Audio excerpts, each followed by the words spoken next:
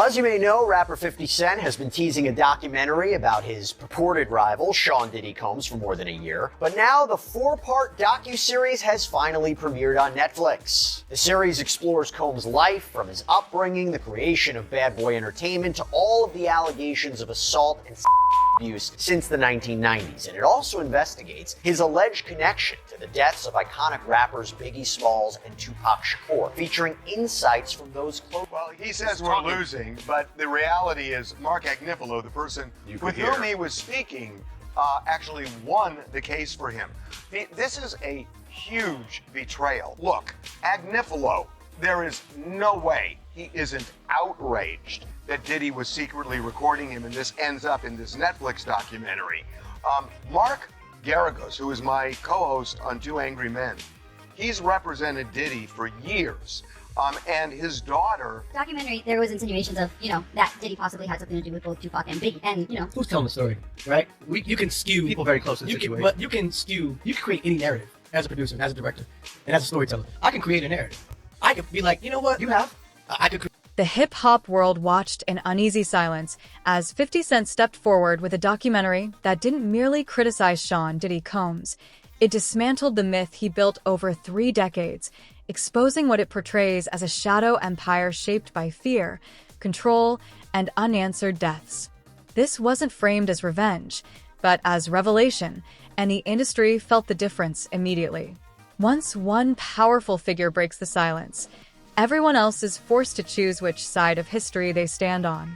For years, Diddy cultivated an image of charm, success, and untouchable celebrity power. In his ABC interview, 50 Cent delivers a chilling line with deliberate calm. "I didn't choose ABC because it's big. I chose it because Diddy can watch it from prison." Journalism, in that moment, becomes a weapon. Marlon Wayans offers a cautionary counterpoint, warning that documentaries shape narratives and that karma always collects its debt. But when Gene Deal appears, describing rooms thick with unspoken fear, the focus shifts. This isn't a character assassination. It's a window into a culture that protected Diddy. And when a culture protects a man, it also shields his darkest impulses, especially when he was already preparing to tell his own version of the story. He planned on doing his own documentary. This is an extreme narcissist you're talking about. Extreme. He's sitting there with feds, and I shot away from his hotel suite, filming his hotel room, and he's looking at them and he's filming it right back. He's literally saying in certain parts, yeah, make sure you're filming all of this because we need to get some, some cutaway shots. That's wild. No, he was literally, did nobody pay attention to that? Oh, I saw. Like he said, yeah, make sure you're filming all of this. We need this for cutaways. Like you're sitting here collecting footage, like a director, like an AD. Yeah. What does that say to the cameraman that, can anybody be bought? Or, he said, the cameraman said he recorded all this for Diddy, and then of course Diddy got locked up, so. Yeah, Diddy got locked up and he didn't get paid. That's you. A lot of people seem to have that experience. Yeah, I'm telling you. Dealing with Combs Enterprise, they come in and they work and they don't get paid. Oh yeah, we gonna build up to it real quick. Yeah, so he was able to sell that footage to whomever he chose. The question is, how did anybody know about it? Like, that's the thing. Like, that's the part that, it's so funny because people they get so excited. But when you've got a lawyer like Mark Agnifilo, who is orchestrating your possible surrender, because as you heard him say in the beginning of the documentary, he was very clear. It's almost the middle of September and there's no indictment. As you heard Diddy say, I've been an exemplary client like you've asked. You said I've been an excellent client. I came here. I did everything you asked me to do. Mm-hmm. That's what they're literally having this conversation. Yeah, in that conversation, Diddy was worried about the outlook of the public versus the The victim. outlook of the public. Oh, he was worried a lot more than that. You don't think?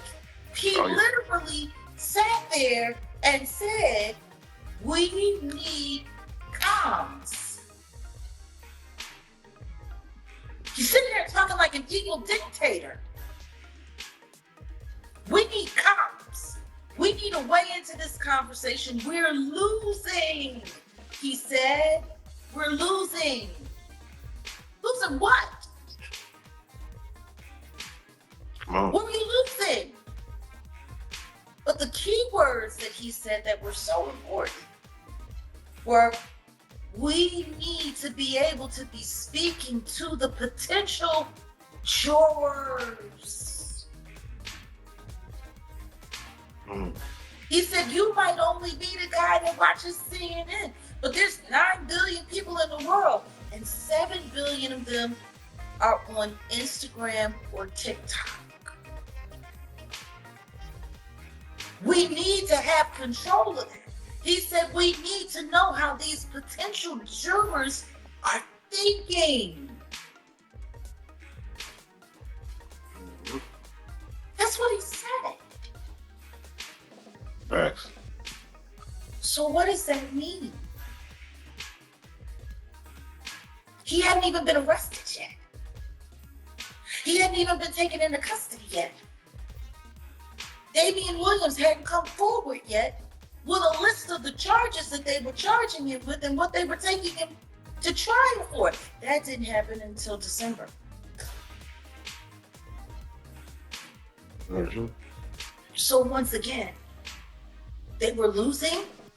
Losing what? Losing at what? We need to have control of comms. We need to make sure that we know how the potential jurors are thinking.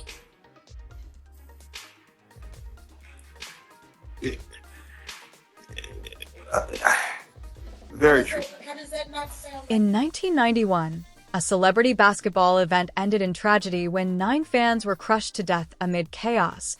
Locked doors, overcrowded stairwells, and screams lost beneath a surge of bodies.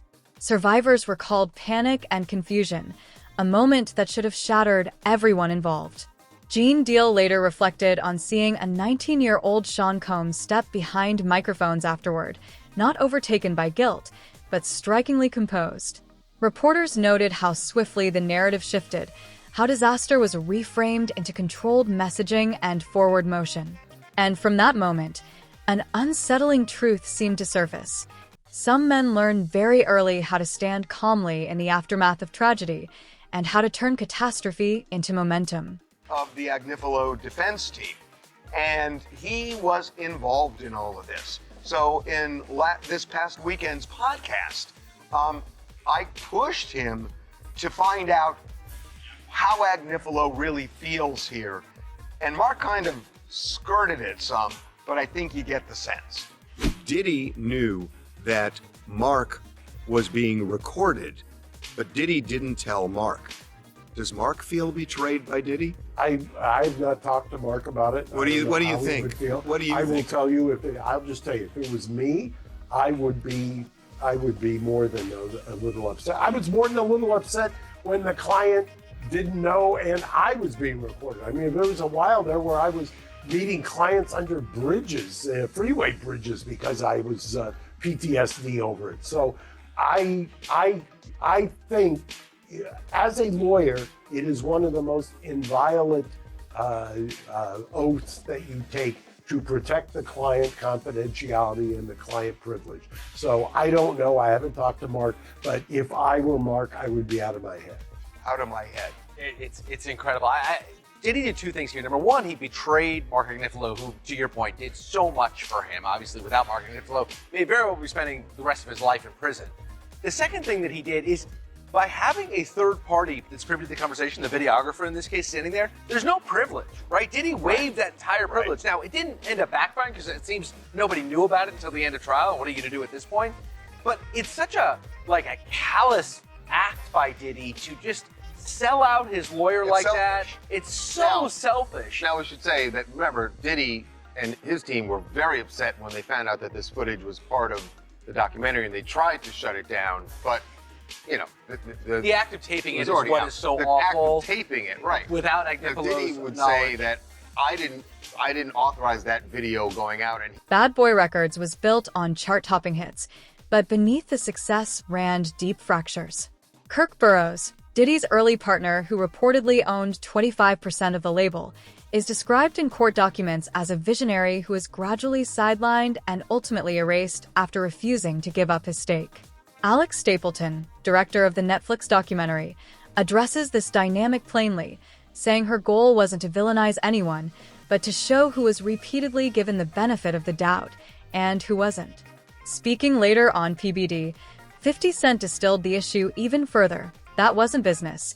It was fear dressed in a suit. And when success is built on the quiet removal of partners, silence becomes the most valuable currency of all. The arrest, here he is, like, get some shots of me looking out at the city like I own it. This is somebody he hired, I'm assuming, to continuously film himself because it seems like he could never stop. And I gotta offer this commentary. If you want to watch it without me starting and stopping, you can go to Netflix and watch it there. But I don't want this video getting pulled, so I gotta make sure it has fair use. 6 days! We have to find somebody that'll work with us that has dealt in the dirtiest of dirty business. We're losing. What? Wait, hold on. There's a lot to unpack there.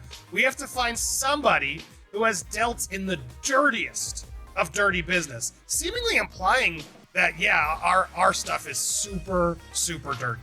Like, the dirtiest. We need someone there Dirtiest of dirty business. We're losing. Because we're losing. Wow. And then, oh. Puffy, Puff Daddy,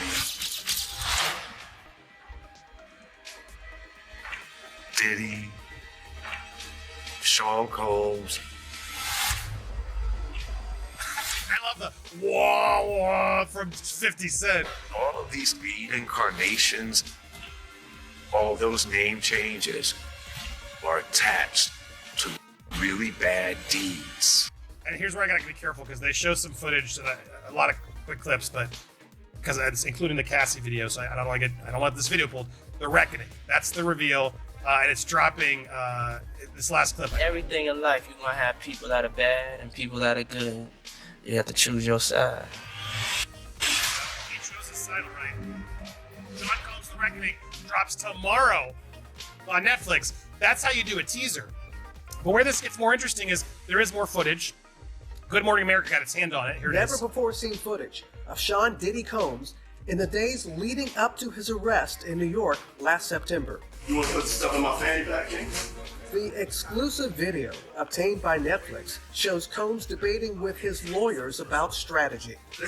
So it is. They're saying it's his lawyers. How on earth did 50 Cent get a hold of footage of his lawyers? Now, one could say, isn't that privilege? How is this footage allowed? Now, you could also argue because someone's filming, there's other people there, you lose privilege. I've learned that in my appeals case. I have not filmed any of my legal meetings on purpose because if you film it, well, then it gives up your privilege in a way. So I'm assuming that's how they're getting away with this because he's filming conversations with his lawyers, whether they knew or not. That footage, now that it's gotten in the wrong hands, or I guess different hands, isn't a longer privilege. I want to get a lawyer on it to confirm it, but I gotta be honest, I'm kind of shocked that you'd think, well, this should all be included. Should it not? Listen to me. I'm going to get off the phone right now, and I am going to let you professionals look at the situation and come back to me with a solution. No matter what nobody said, let's just here and there, y'all are not working together the right way. We're losing. The footage is... Like, the way he's bossing around these high-powered lawyers is so revealing. part of a new, highly anticipated docuseries by director Alex Stapleton and rapper and executive producer... Look at that smile! Look at that smile! Oh, he's loving this. Jackson. titled Sean Combs, The Reckoning. Was there anything that surprised you? This chapter cuts far deeper than hip-hop rivalry, moving into the shadowed territory of homicide, confessions, and contradiction. Former Detective Greg Kading outlines a theory shaped by informants and corroborating testimony, alleging that Sean Diddy Combs offered a $1 million bounty tied to the attack on Tupac Shakur and Suge Knight, claims that have never been proven in court. Keefe D., in his widely circulated recorded confession, recounts the events with an unsettling calm, ease of someone who has repeated the story many times. In his PBD interview, 50 Cent draws a chilling parallel to Diddy's own lyric, "I'll drop $1 million on your head," pushing the conversation beyond metaphor. The question, he suggests, isn't whether a lyric should be taken literally. It's why, in this context, it sounds less like art and more like a receipt. Cent has been teasing a documentary about his purported rival, Sean Diddy Combs, for more than a year. But now the 4-part docuseries has finally premiered on Netflix. The series explores Combs' life, from his upbringing, the creation of Bad Boy Entertainment, to all of the allegations of assault and sexual abuse since the 1990s. And it also investigates his alleged connection to the deaths of iconic rappers Biggie Smalls and Tupac Shakur, featuring insights from those close to him, witnesses from his racketeering and trafficking trial, and jurors who heard weeks of testimony. So we're not only going to dig into some of the biggest moments from this series, but also what Combs' legal team is doing, because they are pushing back quite hard against the whole project. Welcome to Sidebar, presented by Law and Crime. I'm Jesse Weber. Right now, Sean Diddy Combs is locked up in a New Jersey prison cell, serving a 4-year sentence after he was convicted on 2 counts of transportation to engage in prostitution during his very high-profile federal trial earlier this year. The jury acquitted him of the top charges in the indictment, conspiracy to engage in racketeering, as well as 2 counts of trafficking. Now, the allegations against Combs, they have dominated the headlines since November of 2023. That's when his ex, Cassandra Ventura Fine, filed a multi-million-dollar lawsuit against the music mogul, claiming he abused her during their 10-year relationship. And since then, he's not only faced this criminal trial, but also dozens of civil lawsuits that were filed on behalf of alleged victims. And many of the lawsuits include claims of sexual misconduct and rape and more. But to be clear, Combs and his legal team, they have adamantly denied any and all accusations of wrongdoing. Since Combs' arrest at the Park Hyatt Hotel in Manhattan in September of 2024, there have been several documentaries that have been released about the rapper's rise to the top of the music industry. There have been shows about his trial, but one of the most anticipated retrospectives is from a reportedly years-long rival of Combs, rapper Curtis Jackson, better known as 50 Cent. He is the executive producer of this project, initially teasing it with the title Diddy Do It, but the series was retitled Sean Combs, The Reckoning. It was released on Netflix on December 2nd, and it has skyrocketed to the top of the charts. In fact, 50 Cent posted on his Instagram on Wednesday, #1 on Netflix. You know, if you really like this docuseries, I'll make more, LOL. Now, the documentary's director, Alexandra Stapleton, said in a statement to Billboard, quote, "This isn't just about the story of Sean Combs or the story of Cassie or the story of any of the victims or the allegations against him or the trial. Ultimately, this story is a mirror reflecting us as the public and what we are saying when we put our celebrities on such a high pedestal. I hope this documentary is a wake-up call for how we idolize people and to understand that everybody is a human being." Okay, but here's the thing. Just one day before the series was set to air, Combs' attorneys sent a cease and desist letter to the streaming giant, calling the documentary essentially a hit piece, demanding it be removed. Now we're going to take a closer look at that letter, the arguments that Combs' team is making for all of this to be taken down. But first, I want to talk. Cassie Ventura entered Diddy's orbit at just 19, stepping into a world polished with glamour but, according to court filings, governed by surveillance, fear, and emotional control. Legal documents describe years of alleged manipulation, while former assistants have recounted warnings whispered in panic, claims that discovery of personal relationships could provoke violent retaliation. Kid Cudi's allegation that his car was bombed following a conflict with Diddy adds a chilling, cinematic edge to the narrative, though it remains a claim rather than a proven fact.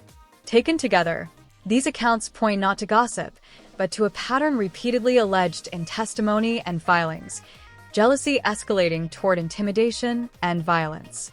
And when one person controls the environment so completely, those closest to them can lose any sense of what freedom even feels like. Interesting to watch a man who's known for his brand presence. You know, he has a really amazing knack for marketing and all of that, and how he was sort of taking that into account in how he was coming off to the public. The exclusive video also shows Combs in Harlem greeting fans.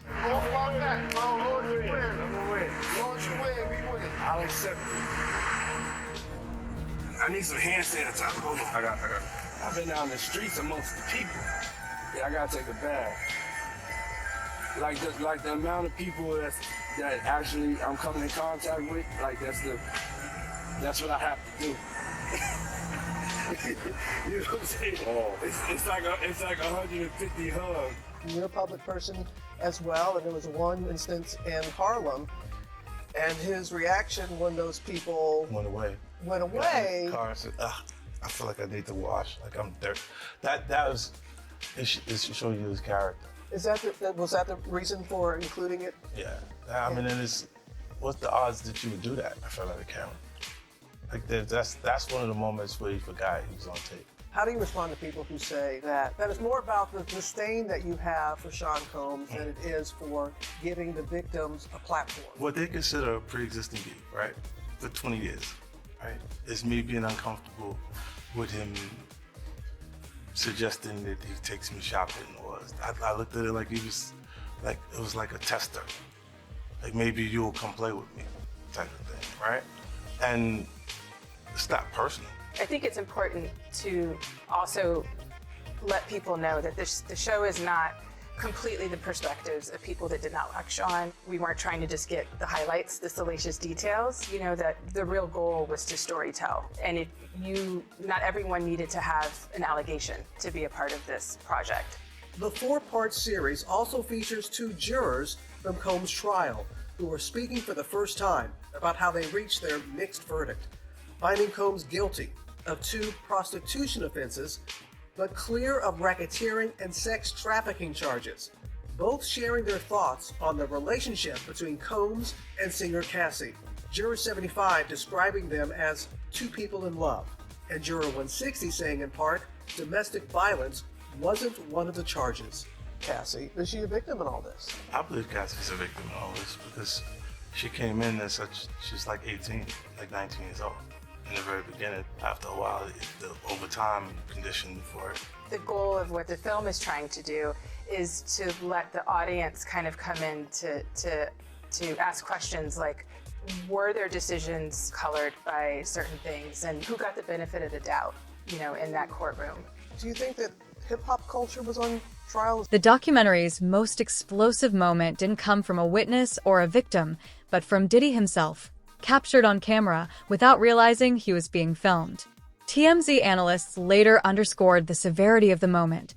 Conversations potentially protected by attorney, client privilege, recorded without consent, leaking through a videographer and ultimately finding their way to 50 Cent director Alex Stapleton reflects quietly that Diddy simply forgot the camera was on. In an ABC interview, 50 Cent responds with a knowing grin, saying that footage alone tells you exactly who he is. Sometimes the truth isn't exposed by confrontation. It slips out through the cracks a man never thinks to guard. Won't spare no cost in doing this because he wanted to tell the story, and he wanted to tell the story like it was supposed to be told and everything like that. I said, yeah, okay.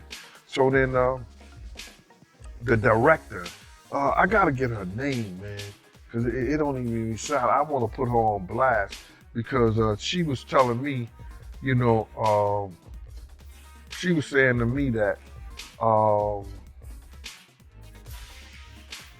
what I was asking for was crazy, and they wasn't spending money like that. I'm talking about you got footage, you got clothing, you got. I was doing footage. I had pictures, all the stuff that I had.